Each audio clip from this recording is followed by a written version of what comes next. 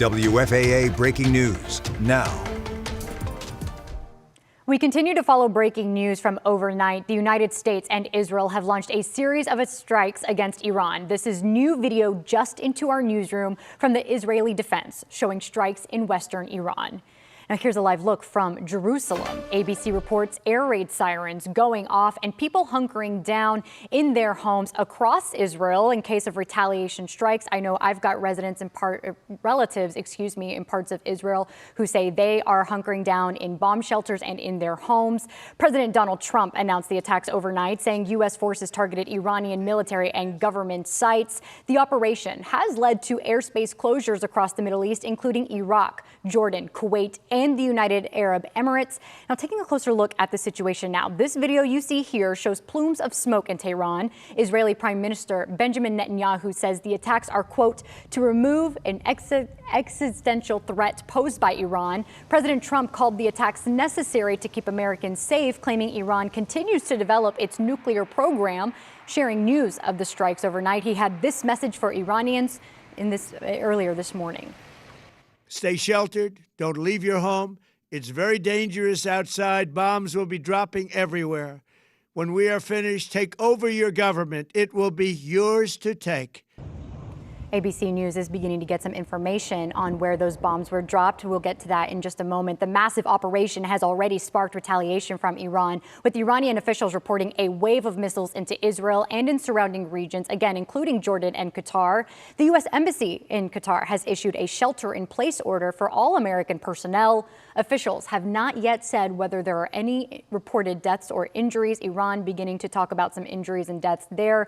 ABC News has not independently verified that yet, so we're waiting to report on that specifically. For now, senior political reporter Jason Whiteley joins us. I believe he's still here with us over Zoom. Here we go. To bring us more perspective on the situation, Jason, just a couple minutes ago, China condemning U.S.-Israeli attacks on Iran. Russia did the same. Where might we also see condemnation or even support across the world from this?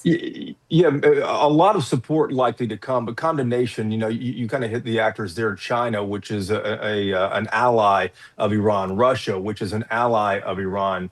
But let's lay out what's going on here. We're waking up to this news that, oh my gosh, we're in another war Saturday morning. What's going on? A huge attack that is likely going to be sustained there in Tehran for a few days, just as the sun starts to set there Saturday evening in the country. But why Iran? Why right now? This is all about Iran getting a nuclear weapon. The U.S., Republicans and Democrats have always said since 1979, President Jimmy Carter, Iran is a bad actor after the Islamic Republic overthrew the Shah of Iran, the monarchy there in Iran. The other reason why now is because Iran is at a political precarious time right now. It's ripe for regime change. You likely saw some of the video and some of the stories in January and back in December about people protesting. Why were they protesting? Well, they were protesting, people in Tehran and other parts of the country, because of the sharp collapse in Iran's currency there. Inflation was soaring, and topping out this for everybody else who lives in the area, why the president likely thought this was a good time to go into Iran. The water situation is very dire right there. They're getting to a situation in Tehran, the capital of 10 million people, where they're almost out of water. The reservoirs are down to 10%. There's a number of things happening there, a 6-year drought going on, mismanagement of the water. And this is causing daily impacts to lives there. So that's the reason the U.S. saw an opportunity here. We've also learned that House Speaker Mike Johnson said that he and Democratic leaders were advised earlier this week that this attack was imminent. So it looks like the president did let the Congress know that, listen, we're about to do this. We haven't yet seen any Democratic reaction to this from Texas yet, but you did mention the airports closed in the Middle East. And, for folks who may have flown from DFW to Dubai, there is a daily Emirates flight that leaves here. In fact, it leaves in a couple of hours, about 3 hours from now, 11:30 a.m. It's a scheduled departure from DFW. They're going to Dubai. There's nothing happening in Dubai, but Dubai is concerned with all the activity there in the Gulf that maybe we ought to hold off here with missiles flying overhead. So all airport activity has been closed. We haven't yet seen that reflected at DFW Airport with Emirates Flight 222. But this is going to have wide-reaching impacts all around the world.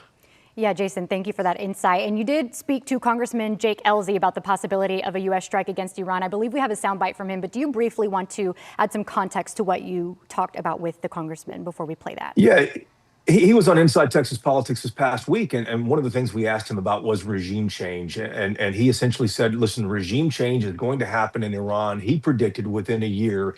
And just for some background on Jake Ellzey, he is a Republican congressman who represents parts of North Texas, Ellis County, a number of counties to the east, even stretching up into Arlington. I believe Las Colinas is how far his district stretches. He's a former naval combat pilot, and he is also the former air boss of the USS Ronald Reagan. We can listen here to what he said.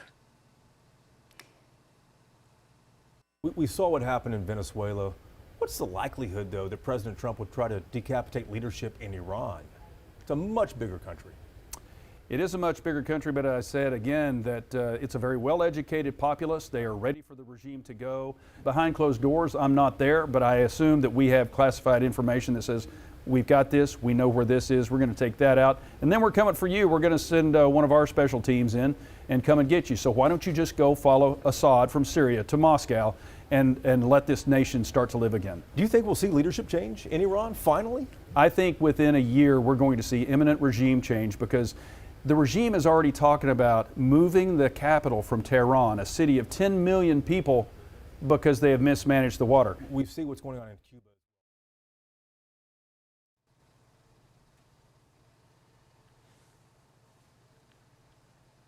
Jason, it looks like we're having some audio issues, so I'm going to take it from here briefly. Again, for those who are just tuning in, we just heard from Congressman Jake Ellzey from North Texas. He mentioned not being in the negotiation rooms, but predicting that there would be a regime change in Iran in about a year. Turns out attacks happening as soon as a week after we spoke to him. Jason, can we hear you now?